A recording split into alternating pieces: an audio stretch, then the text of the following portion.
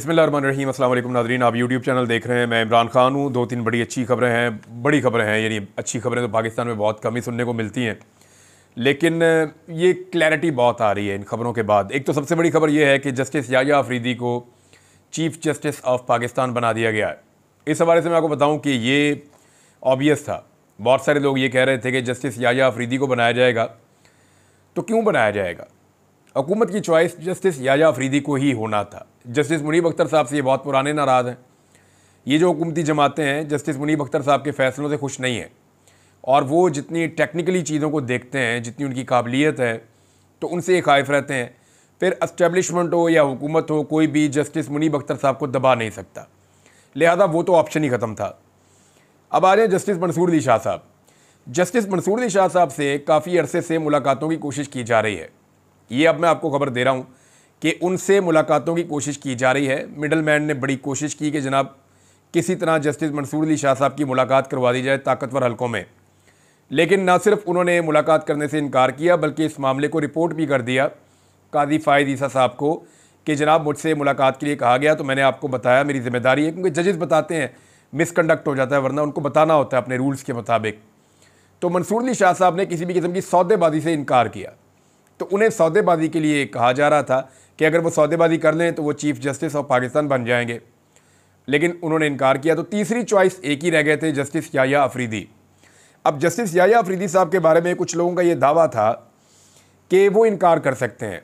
ये court reporters भी कह रहे थे, कुछ वकला भी कह रहे थे, लेकिन अभी तो गवर्नमेंट ने क्योंकि उनका नाम दे दिया है और उनका तकर्रुर कर दिया गया है चीफ जस्टिस ऑफ पाकिस्तान के तौर पे, और अब सिर्फ उनको हलफ उठाना है, तो देखना यह है कि क्या वो ऐसा करते हैं या नहीं करते। क्योंकि देखिए उनके पास अभी उनकी सर्विस पड़ी हुई है, वो 3 साल के बाद अपनी रिटायरमेंट की उम्र से पहले चीफ जस्टिस के ओहदे से फारिग हो जाएंगे। तो क्या एक चीफ जस्टिस अपनी रिटायरमेंट के बाद भी रह सकता है? ये नई सिचुएशन है, ये कानूनी राय बाद में लेंगे, लेकिन मामला ये है कि वो इनकार कर सकते थे, कुछ लोग कह रहे थे, लेकिन अभी तक तो कोई ऐसी खबर नहीं आई। आज का दिन बहुत इंपॉर्टेंट है, आज का और कल का, तो हमें पता चल जाएगा कि जस्टिस याह्या अफरीदी इसके ऊपर क्या रद्द अमल देते हैं। आज 23 तारीख है, 25 तक काजी फ़ायद ईसा साहब चीफ जस्टिस ऑफ पाकिस्तान है, और 26 को याह्या अफरीदी साहब जो हैं वो हलफ उठाएंगे। और पाकिस्तान तहरीक इंसाफ ने इस हलफ में शामिल होने से इनकार किया है, क्योंकि वो ये समझते हैं कि ये ज़्यादती हो रही है। जस्टिस मंसूर अली शाह साहब को आईने पाकिस्तान के मुताबिक चीफ जस्टिस ऑफ पाकिस्तान बनना चाहिए था। ये सिर्फ उनका रास्ता रोकने के लिए और उन्हें रास्ते से हटाने के लिए, क्योंकि वो समझौता नहीं कर रहे थे।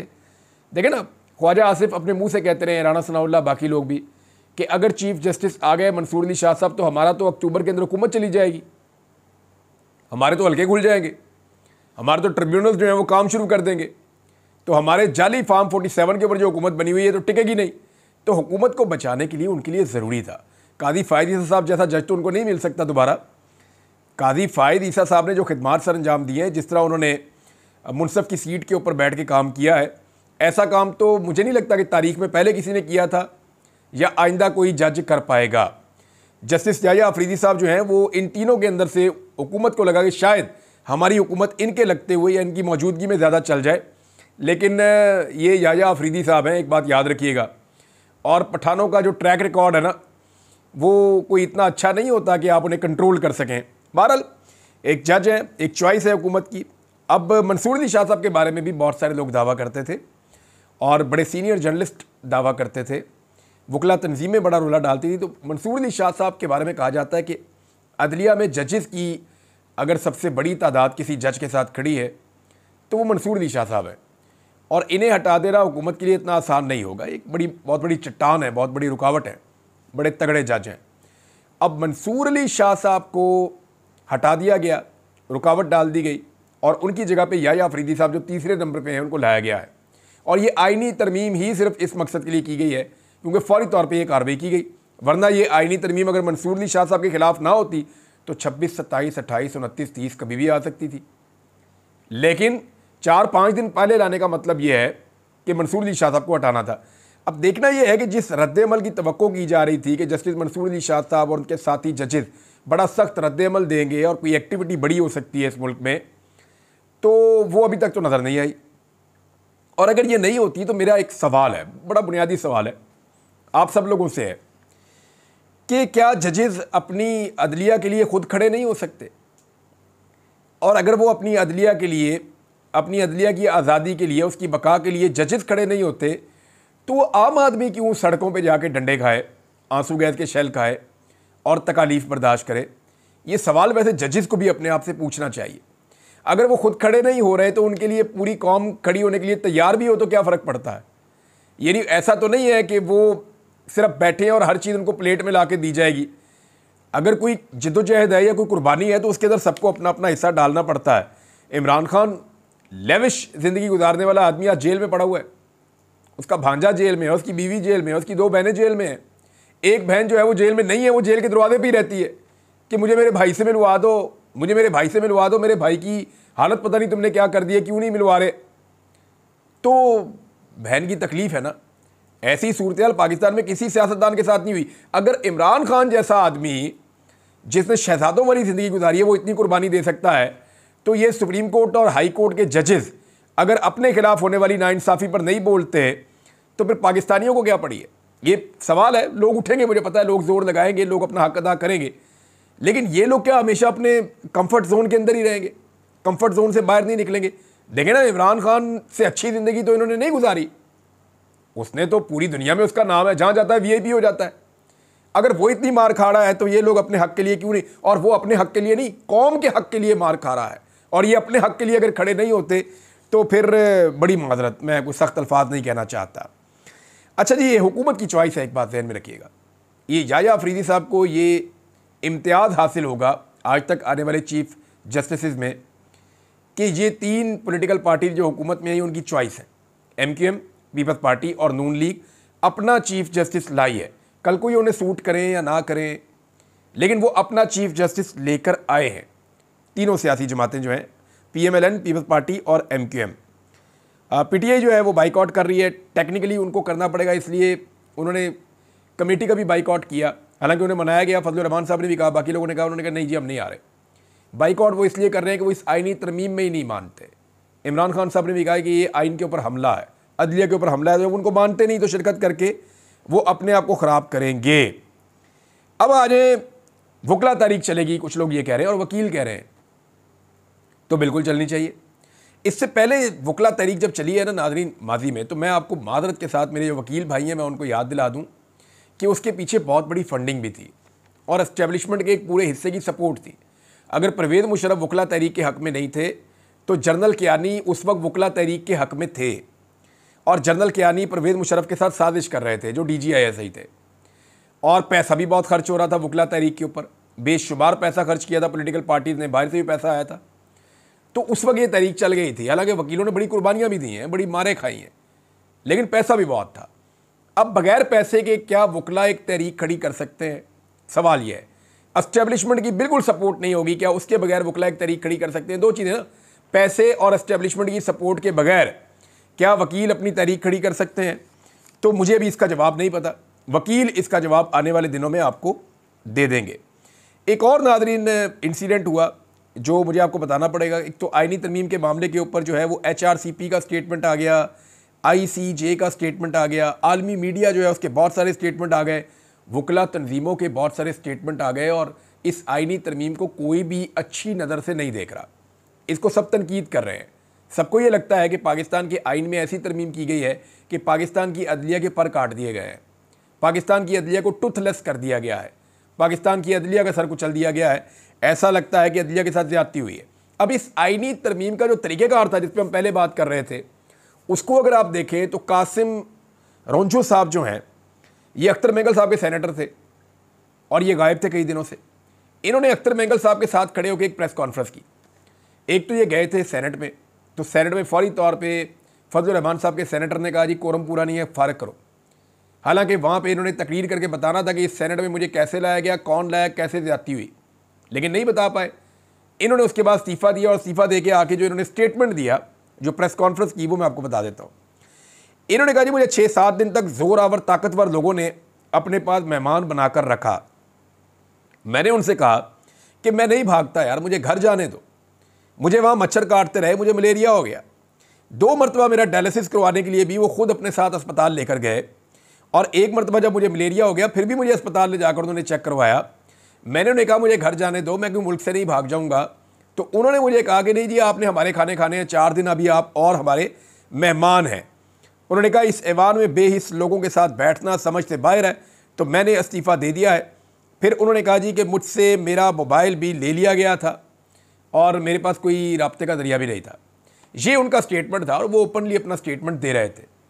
मीडिया के नुमाइंदगान सवाल कर रहे थे, वो जवाब दे रहे थे। कासिम साहब जो सेनेटर हैं अख्तर मेंगल साहब के, जिन्होंने तरमीम के हक़ में वोट दे के वोट पूरे करवाए। अब बाद में क्योंकि बड़ा दबाव आया उनके ऊपर मुबैना तौर पे, तो उन्होंने एक स्टेटमेंट और जारी कर दिया। जब अख्तर मेंगल साहब भी उनके पास नहीं थे, बाकी लोग भी नहीं थे। अब कुछ लोग ये क्लेम कर रहे हैं उनके ऊपर बड़ा शदीद दबाव आया दोबारा से, जैसे उनसे पहले वोट लिया गया वैसे ही उनसे दोबारा स्टेटमेंट ले लिया गया। स्टेटमेंट है जी, मुझे दबाव में आकर मैंने ये स्टेटमेंट दिया है, मुकर गए वो। और उन्होंने कहा जी कि मुझसे ज़बरदस्ती बयान दिलवाया, और बयान दिलवाया जनाब मुझसे ये अख्तर मेंगल साहब ने, और तमाम चीज़ें मुझे लिख कर दी थी, और ये चीज़ें जाली हैं, फैब्रिकेटेड हैं, और मैं अपने घर पे ही मौजूद था इन दिनों में।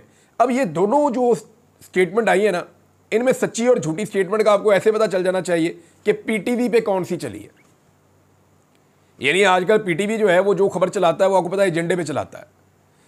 पाकिस्तान के मीडिया ने, इलेक्ट्रॉनिक मीडिया ने, या कल अखबार छपेंगे उसके अंदर भी आप देख लीजिएगा, आज छपेंगे, छपे हुए होंगे, आप देख लें कि जिन्होंने ये खबरें छापी हैं या चलाई हैं वो दूसरी वाली चलाई है उनकी, पहले वाली किसी ने नहीं चलाई। जब वो बता रहा था उसके साथ क्या क्या जुल्म हुआ और किस किस तरीके से हुआ, तब किसी मीडिया ने नहीं दिखाया। और जब वो ये बता रहा था कि मेरे पे कोई जुल्म नहीं हुआ, मैं एवं शिकवा कर दिया मैंने उनके कहने के ऊपर, तो वो सब मीडिया ने चला दिया। तो आपको आइडिया हो जाना चाहिए कि पाकिस्तान में इस तरमीम के लिए क्या किया गया, और अब तरमीम के मामले को दबाने के लिए मीडिया को बाकायदा मैसेजेस आए हुए हैं। मीडिया को ये कहा गया है कि जनाब आप उन लोगों को बुलाने से गुरेज करें अपने प्रोग्राम्स के अंदर जो ये कहते हैं कि आइनी तरमीम के लिए ज़ोर ज़बरदस्ती की गई, लोगों को अगवा किया गया या लोगों के साथ जुल्म और जबर किया गया। भाई इतनी सारी तो पटिशन्स पड़ी हुई हैं हाई कोर्ट्स के अंदर, जगह जगह पे मीडिया पे खबरें छपी हुई हैं, हर जगह पे वो ख़वातीन मौजूद हैं जो अगवा हुई हैं, वो बहुएँ बेटियाँ बीवियाँ मौजूद हैं जो अगवा हुई हैं, जिनके साथ जुल्म हुआ है। तो ये सारी चीज़ें ऑन रिकॉर्ड हैं, इस वक्त कहीं छुपी हुई नहीं है, सारे इसको मानते रहे हैं, बल्कि ये कहते रहे जी ज़्यादती हुई है, ये गलत हुआ है, ये नहीं होना चाहिए था। PMLN के लोगों से मिलो, पीपल्स पार्टी के लोगों से मिलो, बाकी लोगों से मिलो, वो सब कहते हैं जी गलत हो रहा है, ये नहीं होना चाहिए था और इसको सपोर्ट नहीं किया जा सकता, लेकिन वो बेचारे मजबूर हैं, वो क्या करें। तो जनाब ये अब पैगाम मीडिया को भी दिया गया है कि आप भी जनाब डाउन हो जाएं, आइनी तरमीम हमने करनी थी, कर ली है, अब अगली तरमीम तक चुप रहें। तरमीमें क्योंकि अभी और भी हो सकती हैं। अब एक और चीज़ मैं आपको बताता हूँ इसमें कि कादी साहब ने जाते जाते भी वो कोशिश कर रहे हैं, कोई जुल्म ऐसा रह तो नहीं गया जो उन्होंने ना किया हो। अब जाते जाते उन्होंने इख्तलाफी नोट लिख दिया 14 सफ़ों का, उसके अंदर कह रहे हैं ये फैसला ही नहीं हुआ मखसूस नशिस्तों वाला। फुल कोर्ट ने फैसला दिया, फुल कोर्ट में जजों की अक्सरियत ने फैसला दिया। ये सबसे बड़ी कोर्ट होती है और कादी साहब ने पता नहीं कहाँ पे कानून या आइन पढ़ा है, वो कह रहे हैं जी फैसला ही नहीं हुआ। यानी बहुत अजीब चीज़ें कर रहे हैं। जाते जाते भी नवाज शरीफ के और इस निज़ाम के फ़ायदे के लिए कादी साहब पूरा जोर लगा रहे हैं। आज उन्हें पता है कि वो जा रहे हैं, रिटायर हो रहे हैं, लेकिन हो सकता है उन्हें किसी और ओहदे का लालच दिया गया हो या उन्हें कहा गया हो कि कुछ और आपको प्रोवाइड करेंगे, पता नहीं क्या है। लेकिन जो भी है, कादी साहब चाहे इमरान खान पे उनको गुस्सा है या बुग़्ज़ है या कुछ भी है, वो जाते जाते भी जो है वो ऐसे काम करते हुए जा रहे हैं कि लोग उन्हें बड़े लंबे अरसे तक याद रखेंगे। और जिस तरह याद रखेंगे कादी साहब खुद अच्छी तरह जानते हैं। इस आइनी तरमीम के बाद एक चीज़ और भी हुई है नाज़रीन, बड़ी इंटरेस्टिंग है। अब जो अपील होती है ना सुप्रीम कोर्ट ऑफ पाकिस्तान में, देखें सुप्रीम कोर्ट ऑफ पाकिस्तान में अपील कौन करता है? अपील अदालत का दरवाज़ा कौन खटखटाता है? अदालत का दरवाज़ा वो खटखटाता है जिसे इंसाफ चाहिए होता है, जो ये कहता है जी ज़्यादती हो रही है, ज़्यादती को रोकें, ये जुल्म हो रहा है, जुल्म को रोकें, ये नाइंसाफ़ी हो रही है, इस नाइंसाफ़ी को रोकें। वो बंदा ही जाएगा ना अदालत में अपील लेकर। अब अपील की जो फीस है वो 10 लाख रुपए कर दी गई है कि सिर्फ ताकतवर अशराफिया या अमीर लोग अपील कर सकेंगे, गरीब आदमी से अपील का हक ही छीन लिया। एक आदमी जिसके पास पैसा नहीं है, जो गरीब है, कमज़ोर है, वो अपील ही नहीं कर सकता। कैसे जाएगा 10 लाख रुपया सुप्रीम कोर्ट ऑफ पाकिस्तान में जमा करवाएगा कि जनाब मैं सुप्रीम कोर्ट ऑफ पाकिस्तान में अपील करना चाहता हूँ। फ़र्ज़ करें किसी आदमी के साथ वो मुआशरे में बहुत बड़ा जुल्म देखा, वो आ गया, खड़ा हो गया, या कोई भी चीज़ उसने देखी, उसने कहा इसको रोके, सुप्रीम कोर्ट ऑफ पाकिस्तान में अपील लेकर आ गया। अब अपील के लिए पहले 50,000 रुपये लगते थे, लोग कर लेते थे चंदा वंदा, 10 लाख रुपया कहाँ से इकट्ठा करेंगे? एक अपील करने की कीमत अब अशराफिया ने देखे ना, बड़े बड़े लोग हैं, ताकतवर लोग हैं, बहुत ज़्यादा इनके पास इख्तियारात हैं, बड़ी बड़ी जायदादें हैं, पूरी दुनिया के अंदर इनकी जायदादें हैं। तो जब इन्होंने फैसला किया तो उन्होंने कहा जी लोग अभी अपीलें डालते रहते हैं तो प्रॉब्लम आती है जनाब, अपील की कीमत बढ़ा के 10 लाख कर दो, हमें क्या फ़र्क पड़ता है, हमारे लिए तो पीनट है। जब हमने अपील करनी होगी हम 10 लाख रुपए ऐसे फेंकेंगे देंगे। लेकिन गरीब आदमी के अपील करने का, अदालत के अंदर दाखिल होने का हक छीन लिया इन्होंने। मेरे ख्याल में इनको ये चाहिए कि इंसाफ अब सिर्फ अमीर के लिए है, ये भी उसके अंदर लिख देते, और वीआईपी इंसाफ के लिए थोड़ी सी फीस और 2-4-5 मिलियन बढ़ा देते। बल्कि इनको ये करना चाहिए था कि जल्दी इंसाफ की फराहमी के लिए भी 2-4 मिलियन एक्स्ट्रा रख लेते, ताकि अमीर आदमी को जल्दी और फौरी इंसाफ मिल जाए। सस्ता इंसाफ तो जो है वो अब ख्वाब बन गया। एक और स्टेटमेंट जनाब फैसल वाडा का आया, वैसे ख्वाजा आसिफ के साथ लड़े हैं लेकिन दोनों की बातें मुझे अच्छी नहीं लगी, तो मैं वो करता ही नहीं, एक दूसरे की फैमिली तक नहीं जाना चाहिए। लेकिन फैसल वाडा ने क्या कहा, फैसल वाडा ने कहा जी मखसूस नशिस्तें पाकिस्तान तहरीक इंसाफ को नहीं मिलेंगी। मैं इस स्टेटमेंट के ऊपर बात ही नहीं करता, आपको एक बुनियादी चीज़ बता देता हूँ, उसको आपने अपने ध्यान में रखना है। ये जो सिस्टम के जितने भी टाउट्स हैं ना, इस वक्त जो लोग एस्टेब्लिशमेंट के साथ जुड़े हुए हैं या माजी में जुड़े हुए थे, इनके तमाम अंदाजे ठीक हो रहे हैं। यानी इमरान खान बाहर नहीं आएगा, अंदाज़ा ठीक हो रहा है। यानी फलां को मखसूस नशिस्तें मिलेंगी, अंदाज़ा ठीक हो रहा है। इलेक्शन कमीशन के खिलाफ कोई कार्रवाई नहीं होगी, अंदाज़ा ठीक हो रहा है। कादी फायद ईसा साहब ये वाला फैसला देंगे, अंदाज़ा ठीक हो रहा है। 63A का फैसला ये आएगा, अंदाज़ा ठीक हो रहा है। जस्टिस याया अफरीदी ही चीफ जस्टिस बनेगा, अंदाज़ा ठीक हो रहा है। निज़ाम के अंदर जितनी भी चीज़ें हो रही हैं उनका अंदाज़ा इनका बिल्कुल ठीक है, लेकिन इनका हर वो अंदाज़ा गलत साबित हो रहा है जहां पे अवाम इन्वॉल्व हो जाती है। मिसाल के तौर पे इनका अंदाज़ा था 8 फरवरी को इमरान खान फारिग हो जाएगा, अंदाज़ा गलत हो गया। लोग निकलेंगे नहीं वोट डालने के लिए, अंदाज़ा फारिग हो गया। इमरान खान जेल में है, एहतजाज के लिए कोई नहीं निकलेगा, अंदाज़ा फारिग हो गया। पाकिस्तानी मायूस हो चुके हैं, इमरान खान को गायब कर दो, लोग उसको नहीं मिलेंगे, अंदाज़ा फारिग हो गया। जहां पे इन्होंने पाकिस्तानी लोगों के बारे में असेसमेंट की, अवाम के बारे में असेसमेंट की, मम्मी डैडी ये मार नहीं खाएंगे, अंदाज़ा गलत हो गया। तो जहां इन्होंने अवाम का असेसमेंट किया वो गलत हो गया, जहां इन्होंने निज़ाम का असेसमेंट किया वो ठीक था। इसका मतलब है कि निज़ाम के अंदर प्रॉब्लम है और अवाम इनके कंट्रोल में नहीं है। अवाम के बारे में इनके सारे अंदाजे गलत साबित होते हैं और खवास के बारे में या आप कह लें निज़ाम के बारे में इनके अंदाजे ठीक होते हैं, क्योंकि निज़ाम को ये लोग हैंडल करते हैं। अब होना पता क्या है, आखिरी जुमला बोल रहा हूँ, इसके बाद वीलॉग ख़त्म करते हैं। होना ये है कि इस निज़ाम को इस अवाम ने ठीक करना है। जिस दिन इस तरह के लोगों के निज़ाम के बारे में अंदाजे गलत साबित होना शुरू हो गए तो आप समझ लीजिएगा कि आपकी आवाम के साथ साथ आपका निज़ाम भी बेहतर हो रहा है। अब तक के लिए इतने, अपना ख्याल रखिएगा, अपने चैनल का भी। अल्लाह हाफ़िज़।